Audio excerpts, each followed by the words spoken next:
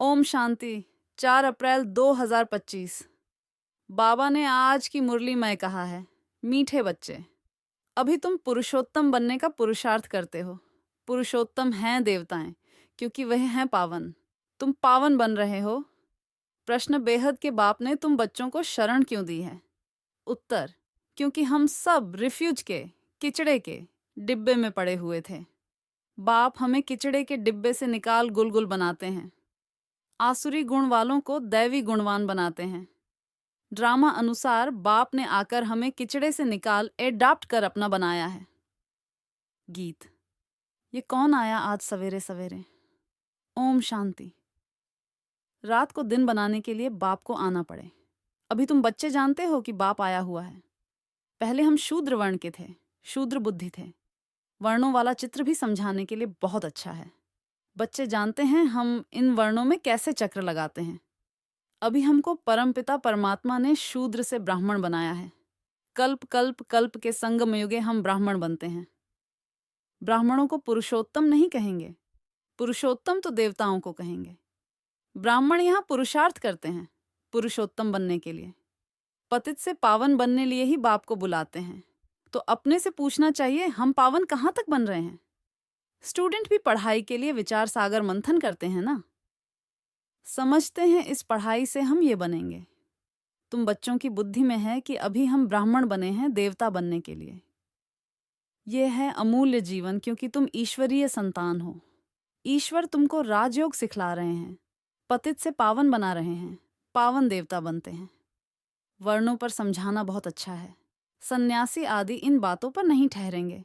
बाकी 84 जन्मों का हिसाब समझ सकते हैं। ये भी समझ सकते हैं कि हम सन्यास धर्म वाले 84 जन्म नहीं लेते हैं। इस्लामी बौद्धि आदि भी समझेंगे, हम 84 जन्म नहीं लेते हैं। हाँ, पुनर्जन्म लेते हैं, परंतु कम। तुम्हारे समझाने से झट समझ जाएंगे। समझाने की भी युक्ति चाहिए। तुम बच्चे यहाँ सम्मुख बैठे हो तो बाबा बुद्धि को रिफ्रेश करते हैं, जैसे और बच्चे भी यहाँ आते हैं रिफ्रेश होने के लिए। तुमको तो रोज बाबा रिफ्रेश करते हैं कि ये धारणा करो। बुद्धि में यही ख्याल चलते रहे, हम 84 जन्म कैसे लेते हैं, कैसे शूद्र से ब्राह्मण बने हैं, ब्रह्मा की संतान ब्राह्मण। अब ब्रह्मा कहाँ से आए? बाप बैठ समझाते हैं, हम इनका नाम ब्रह्मा रखते हैं।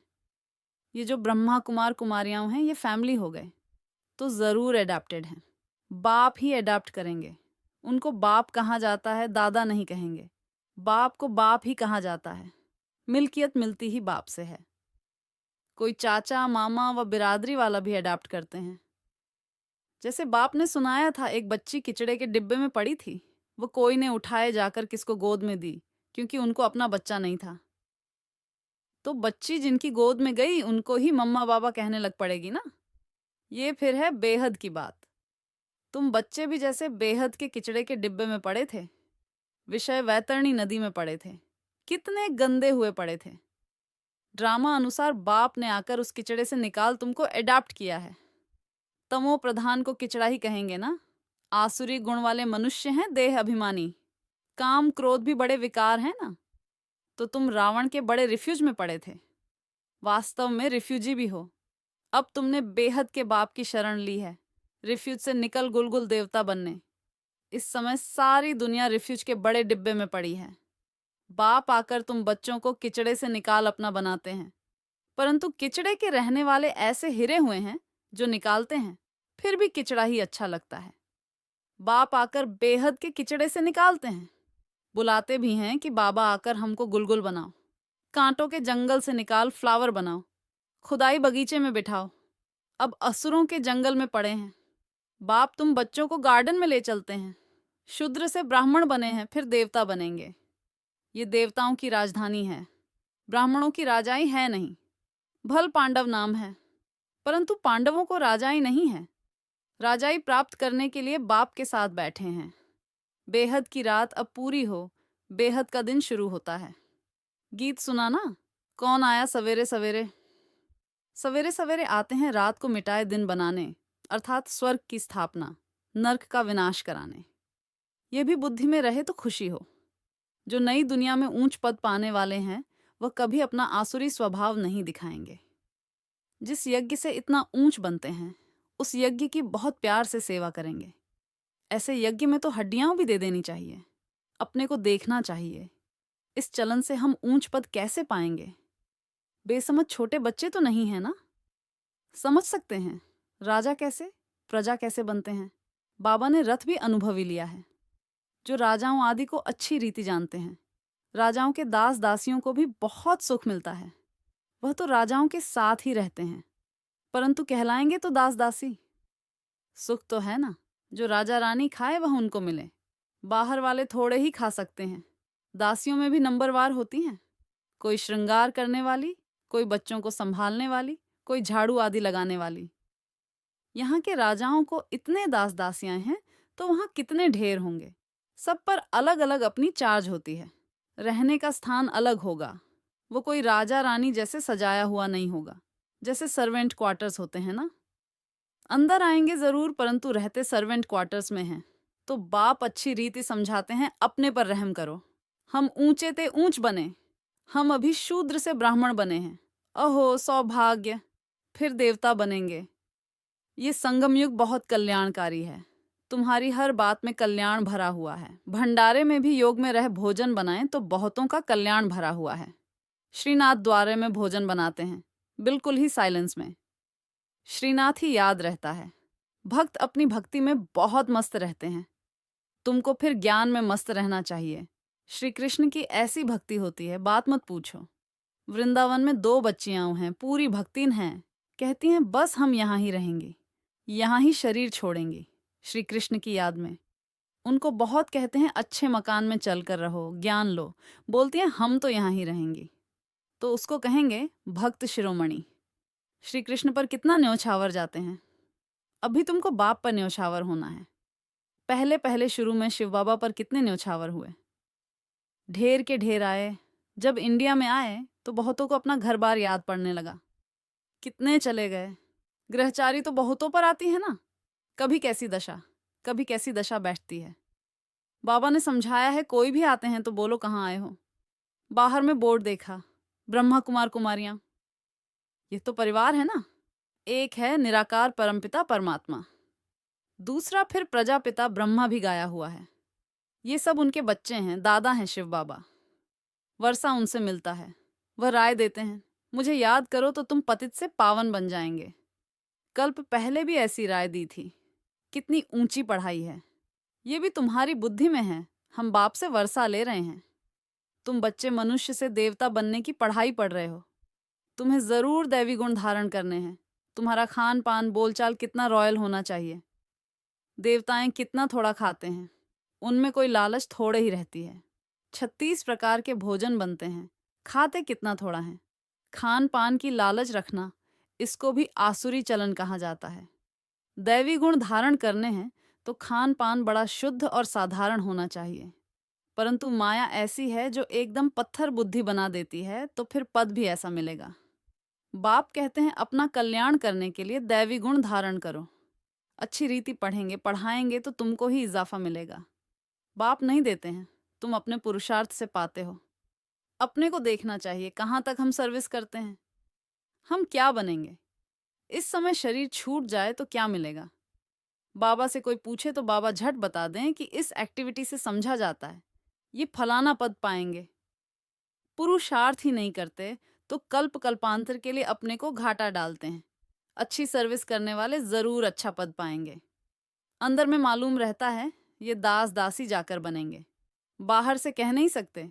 स्कूल में भी स्टूडेंट समझते हैं हम सीनियर बनेंगे व जूनियर। यहाँ भी ऐसे हैं। सीनियर जो होंगे वह राजा रानी बनेंगे, जूनियर कम पद पाएंगे। साहूकारों में भी सीनियर और जूनियर होंगे, दास दासियों में भी सीनियर और जूनियर होंगे। सीनियर वालों का दर्जा ऊंच होता है। झाड़ू लगाने वाली दासी को कभी अंदर महल में आने का हुक्म नहीं रहता। इन सब बातों को तुम बच्चे अच्छी रीति समझ सकते हो। पिछाड़ी में और भी समझते जाएंगे।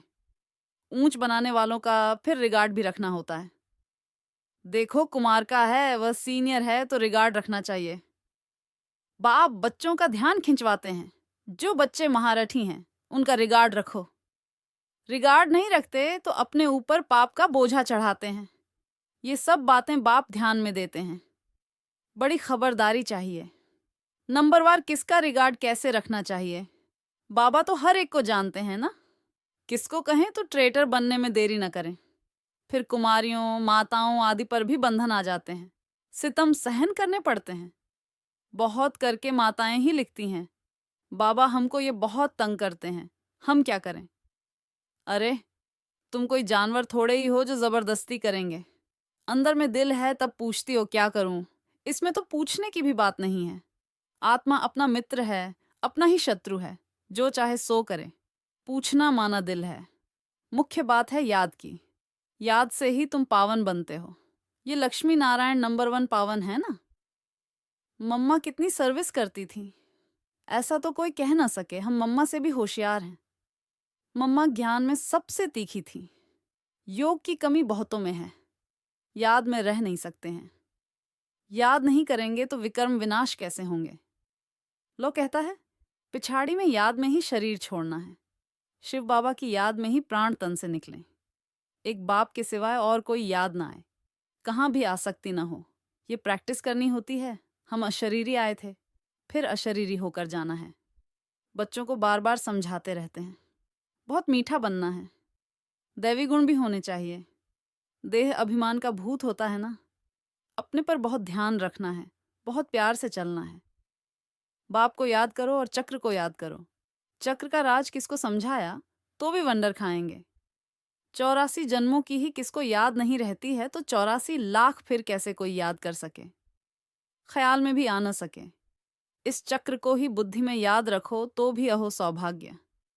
अभी यह नाटक पूरा होता है। पुरानी दुनिया से वैराग्य होना चाहिए। बुद्धि योग शांति धाम सुखधाम में रहे।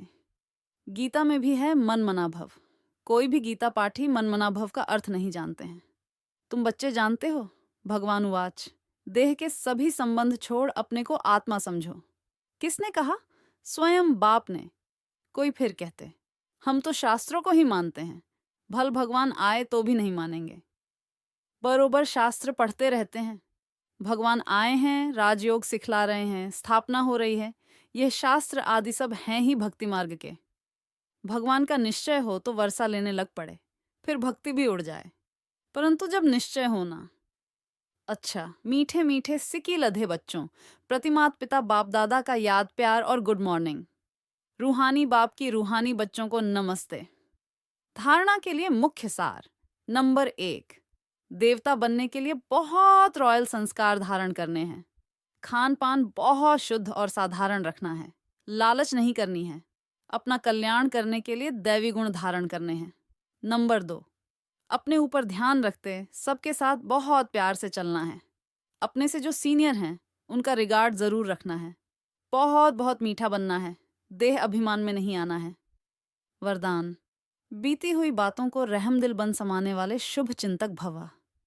यदि किसी की बीती हुई कमजोरी की बातें कोई सुनाए तो शुभ भावना से किनारा कर लो। व्यर्थ चिंतन या कमजोरी की बातें आपस में नहीं चलनी चाहिए।